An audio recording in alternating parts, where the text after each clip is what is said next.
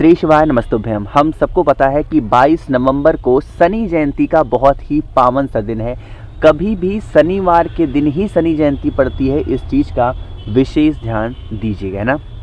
तो आज के इस पावन से दिन पे चावल का एक दाना और एक काली मिर्च से अगर एक छोटा सा उपाय आप करते हो ना, तो इससे आपके घर में कभी धन की कमी नहीं होगी, व्यापार अच्छा चलेगा और आपकी जॉब नहीं लग रही है तो जॉब भी लगेगी। यानी कि आपकी वो सारी इच्छा पूरी होगी जिसके लिए आप कोशिश करते रहते हो। ठीक है ना, चलो समझने की कोशिश करते हैं। इस उपाय के लिए हमें दो चीज़ चाहिए, जैसा कि स्क्रीन पे आपको लिखा हुआ दिखा होगा। कौन कौन सी? एक तो आपको चावल का दाना चाहिए और दूसरे नंबर पे क्या चाहिए? आपको एक काली मिर्च। ध्यान रखिएगा, काली मिर्च की मात्रा बहुत ज़्यादा नहीं, सिर्फ एक काली मिर्च और वो भी खड़ी। तो अब आप इन दोनों चीज़ों को लेकर के कहाँ पे पहुँचोगे? देवाधिदेव महादेव की शिवलिंग के पास में। ठीक है ना, देखो एक बार दो बार नहीं, मैंने हज़ारों बार आपको समझाया है कि महादेव के परिवार को आपको कहीं खोजने की ज़रूरत नहीं है। उनका पूरा परिवार एक ही जगह पे विराजमान है और कहाँ पे? भोले बाबा के शिवलिंग के पास में। ठीक है ना, देखो जो आपके पास में है ना, एक काली मिर्च और एक चावल का दाना। पहला काम क्या करेंगे? इस प्रकार से आपको क्या लेना है? एक तांबे का पात्र लेना। इस उपाय के लिए तांबे का पात्र होना अनिवार्य होगा। ठीक है ना, तांबे के पात्र में जल भर लीजिएगा और जल के अंदर ही क्या डालोगे? गंगा जल डाल देना। और अभी जो मैंने आपको चावल का दाना बताया और अभी जो मैंने आपको काली मिर्च बताई, दोनों को आपको इसी कलश के अंदर डाल देना है ना। डाल दिया। अच्छा एक बात और बता दूं, जब शनिवार के दिन आप महादेव का कोई सा भी उपाय करो, चाहे मैं बताऊं या फिर कहीं से आपने सुना हो या गुरुजी की कथा में सुना हो, कहीं पे भी, तो हमेशा एक नाम ध्यान रखिएगा। बनारस की नगरी में एक भोले बाबा रहते हैं। क्या नाम है उनका? काशी विश्वनाथ महादेव, है ना। यहाँ पे मैं लिख भी दे रहा हूँ, बहुत सारे लोग तो जानते होंगे बट जिनको नहीं पता मैं लिख के बता रहा हूँ। क्या नाम है? काशी विश्वनाथ महादेव। तो काशी विश्वनाथ महादेव का ध्यान करके शिवलिंग पर जो 5 स्थान होते हैं, कौन कौन से? भगवान गणेश का स्थान, भगवान कार्तिकेय, माता अशोक सुंदरी, माता का हस्तकमल और भोले शंकर के शिवलिंग के ऊपर का भाग। इन्हीं 5 स्थान पर आपको उस कलश वाला जल चढ़ाना होगा। अब एक समझिएगा बातों को, जैसे आप भगवान गणेश के स्थान पे चढ़ाए तो यहाँ पर किसका ध्यान करोगे? काशी विश्वनाथ महादेव, फिर काशी विश्वनाथ महादेव, फिर काशी विश्वनाथ महादेव, फिर काशी विश्वनाथ महादेव और फिर काशी विश्वनाथ महादेव, है ना। अब यहाँ पर करने के बाद में महादेव के सामने आपको बैठना है। क्या करना है? बैठ जाना। चाहे यहाँ बैठ जाओ, यहाँ बैठ जाओ, कहीं पर भी बैठ जाओ, पूरे शिवलिंग के आसपास में कहीं भी, किसी भी दिशा में। ठीक, बैठने के बाद में अब आप लोगों को एक मंत्र बोलना है और वो मंत्र होगा ओम नमः शिवाय। रिपीट कर रहा हूँ, क्या मंत्र होगा? ओम नमः शिवाय। लेकिन यहाँ पर एक नियम है आज के इस दिन पे, अगर कोई भी पुरुष यह उपाय करता है तो क्या बोलेंगे? ओम नमः शिवाय। ठीक, लेकिन अगर कोई स्त्री इस उपाय को कर रही हैं तो आपको ओम का उच्चारण नहीं करना, क्या बोलना है? नमः शिवाय। ठीक, पुरुष बोलेंगे ओम नमः शिवाय, स्त्री क्या बोलेंगी? नमः शिवाय। और अगर पति पत्नी दोनों साथ में कर रहे हैं उपाय को तो क्या बोलेंगे? ओम नमः शिवाय। 2 मिनट तक बैठ करके या 2 माला जप कर लेने से आपकी जो कष्ट होंगे उनसे छुटकारा आपको ज़रूर मिलेगा। ठीक है ना, तो इतनी बातें आपको समझ में आ गई। चलिए आगे बढ़ते हैं। अब इस वीडियो पे करने वाले हम लोग अपने दूसरे उपाय की तरफ। ठीक है ना, यहाँ पर आपको एक तेल दिखाई दे रहा है। ऐसा नहीं है कि इस तेल का मैं कोई प्रचार कर रहा हूँ, नहीं, ऐसा नहीं है। आपको इस उपाय के लिए सरसों का तेल लेना होगा। क्या लेना है? सरसों का तेल। समझ लेते हैं इस उपाय के फ़ायदे क्या हैं। अगर आपके घर में कोई रोगी है, यानी कि कोई इंसान बीमार रहता है, बहुत दवा करा रहे हो, कोई फ़ायदा नहीं मिल पा रहा, सारे पैसे डॉक्टर के पास जा रहे हैं, तो आप इस उपाय को ज़रूर करेंगे। ठीक है ना, सरसों का तेल भी क्या करना है? थोड़ी सी ज़्यादा मात्रा में लीजिएगा ताकि आप उपाय को ढंग से कर पाओ। ठीक है ना, स्क्रीन पे क्या दिख रहा है? तांबे का कलश। जो तेल लिया है वो कलश के अंदर नहीं डालेंगे, तेल को अलग से रखेंगे। फिर आप इस कलश को लीजिएगा, जल भरिएगा, गंगा जल डाल दीजिएगा और पहुंच जाइए कहाँ पर? भोले बाबा के शिवलिंग के पास में। ठीक है ना, एक नियम समझते हैं उपाय को करने का। मैंने बताया है महादेव का पूरा परिवार है। अब क्या करना है, यह उपाय सबसे अच्छी बात है कि आप अपने घर पे भी कर सकते हो, मंदिर में करो तो और अच्छी बात है, बट आप घर पे भी कर सकते हो, ठीक है ना। नियम समझो। सबसे पहला काम क्या करना है, आप 1 लोटा जल पहले चढ़ा दो महादेव के शिवलिंग के ऊपर, और फिर शिवलिंग को अच्छे तरीके से अपने हाथों से पोंछ देना, ठीक। पोंछने के बाद में अब आपके पास में जो सरसों का तेल है, उस सरसों के तेल को महादेव के शिवलिंग के ऊपर चढ़ाना।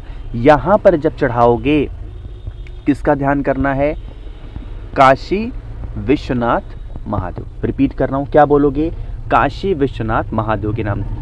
चढ़ाने के बाद में यही तेल बहता हुआ नीचे गिरेगा, इस जल को रोक लेना, मतलब इस तेल को रोक लेना। रोकने के बाद में आप महादेव से विनती करना, हे शिव शंभु, हमारे घर में, हमारे परिवार में ऐसे लोग बीमार हैं, परेशान हैं, उनकी बीमारियां ठीक नहीं हो पा रही हैं, आप कुछ भी ऐसा करें जिससे हमारे घर से बीमारियां दूर हों। ऐसे करके और इस तेल को उठा लेना। उठाने के बाद में फिर 1 लोटा जल महादेव के शिवलिंग के ऊपर चढ़ाना। ये उपाय किसके नाम से किया, काशी विश्वनाथ महादेव। लेकिन ये जो तेल है ना, आप उस तेल को लेकर के अपने घर पे जाओगे तो जो भी व्यक्ति रोगी प्रवृत्ति का है, जब वो उस तेल को अपने उस रोग वाले भाग पे लगाएगा, जैसे मान लो सर दर्द कर रहा है, सोने जाओ, हल्का सा तेल रख लो। पैर में दर्द है, जो तेल उपाय करके बाद लाए हो उसी तेल को उस स्थान पे लगा लो। मतलब जहाँ पर भी आपको पेन होता हो, दर्द होता हो, या बॉडी के जिस हिस्से में आपको समस्या हो वहाँ पे लगाओ। लेकिन लगाते समय अवधूतेश्वर महादेव का स्मरण करना है। रिपीट कर रहा हूँ, किसका ध्यान करोगे, अवधूतेश्वर महादेव, ठीक है ना। करके देखिएगा, आपके घर से रोग बीमारियां कहाँ गायब हो जाएंगी आपको पता भी नहीं चलेगा, ठीक है ना। चलिए आगे बढ़ते हैं। अब इस वीडियो पे करने वाले हम लोग अपने तीसरे उपाय की तरफ। लेकिन ये उपाय कैसे करने हैं, कहाँ पे करने हैं, तभी बताऊंगा जब आप सब लोग करेंगे वीडियो को लाइक। और जिसने अभी तक चैनल को सब्सक्राइब नहीं किया, मेरी आवाज़ आप पहली बार सुन रहे हैं, चैनल को ज़रूर सब्सक्राइब करेंगे, ठीक है ना। देखो समझने की कोशिश करते हैं। अब इस तीसरे उपाय के सबसे पहले समझ लेते हैं कि हमें करना कैसे। कष्ट के लिए इस उपाय को करना है, ये मैंने आपको बता ही दिया है।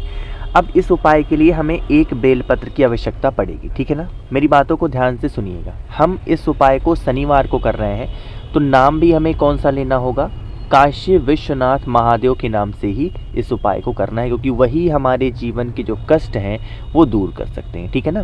क्या करेंगे, 1 बेलपत्र लेना।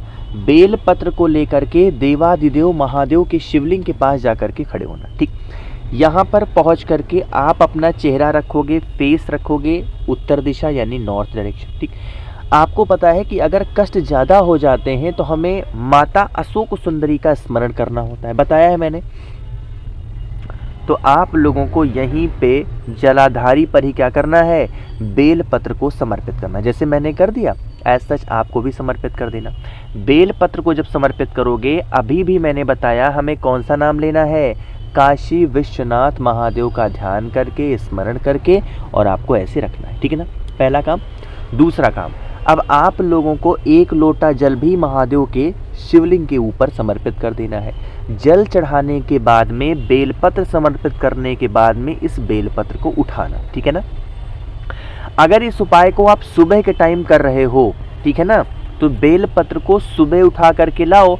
और शनिवार होने की वजह से आपके घर के पास में कोई भी पीपल का वृक्ष हो, कौन सा पेड़ हो, कोई भी पीपल का पेड़ हो, तो उस पेड़ के नीचे अगर उस बेलपत्र को रख के चले जाते हो तो इससे आपके जीवन के जो कष्ट होते हैं वो खत्म होंगे। अब यहाँ पर एक बात और सुनिएगा। कुछ लोग सोच रहे होंगे भैया हम लोग नहीं जा सकते, उपाय को हम लेट में कर रहे हैं, अब तो पीपल पेड़ के नीचे जा ही नहीं सकते। तो नहीं जा सकते तो उसमें कोई परेशानी नहीं है। उस बेलपत्र को उठाओ और ला करके अपने घर पे रख लो। और जब कभी भी आप घर के बाहर निकलना, 2 दिन में, 3 दिन में, 4 दिन में, 5 दिन में, तब लेके जाना और फिर उस बेलपत्र को समर्पित कर देना। इससे भी क्या होता है, आपके जीवन के जो कष्ट होते हैं, परेशानियां होती हैं, तकलीफ़ें होती हैं, वो दूर हो जाती हैं, ठीक है ना। चलिए आगे बढ़ते हैं सबसे आखिरी उपाय की तरफ, और यह उपाय का नाम है रावण उपाय। रिपीट कर रहा हूँ, क्या नाम है, रावण उपाय। थोड़ा ध्यान से सुनिएगा। स्क्रीन पर जो आप लोग को दूरवा दिखाई दे रही है ना, ये दूरवा कौन सी है, आपको नॉर्मल सी हरी दूरवा लेनी है। जब कभी भी आप अपने घर के बाहर जाते होगे, आपको किसी भी काम में सफलता नहीं मिलती होगी, है ना ऐसा। तो आपको क्या करना है, दूर्वा लेना है 21, हरी वाली दूर्वा लेना है ना, सफ़ेद वाली नहीं। दूर्वा ले लिया 21 दूर्वा को लेकर के एक छोटा सा कोई कटोरी लेना और उसके अंदर घी डाल देना, ठीक है ना। क्या डालोगे, घी डालना। अब एक बात और समझाना चाहता हूँ, घी डालने के बाद में आपके पास में जो ये दूर्वा है, पहले इस दूर्वा को सुखा लो। क्या करना है, सुखा लो। पहले सुखा लो या बाद में। घी डूबी हुई इस दूर्वा को कहाँ पे समर्पित करोगे, भोले बाबा के शिवलिंग के ऊपर, माता अशोक सुंदरी के स्थान पे, ठीक है ना। दूर्वा को समर्पित करना। दूर्वा को उठा करके अपने घर ले आना, उस दूर्वा को सुखा देना। जब वो दूर्वा सूख करके टूटने लगे तो उसका एकदम चूरा बनाना और फिर उसके अंदर घी को मिला करके आप क्या करोगे, जला देना। और उसी जले हुए राख को जब भी घर के बाहर निकलो, उस राख को काशी विश्वनाथ महादेव के नाम से लगा के निकलो, आपको सभी कामों में सफलता ज़रूर मिलेगी। कोशिश की है अच्छा समझाने की। वीडियो पसंद आई हो लाइक करिएगा। कुछ पूछना है नीचे कमेंट सेक्शन में पूछें। और मेरे जितने भी भाई बहन आवाज़ आज पहली बार सुन रहे हैं, चैनल को ज़रूर सब्सक्राइब करेंगे। श्री शिवाय, नमस्तुभ्यं।